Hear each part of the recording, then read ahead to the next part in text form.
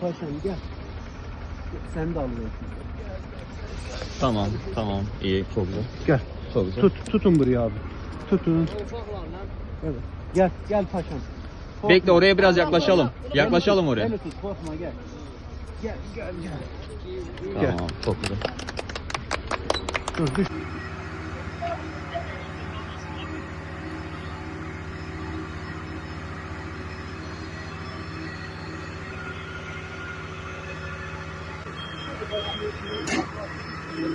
Aman da yok.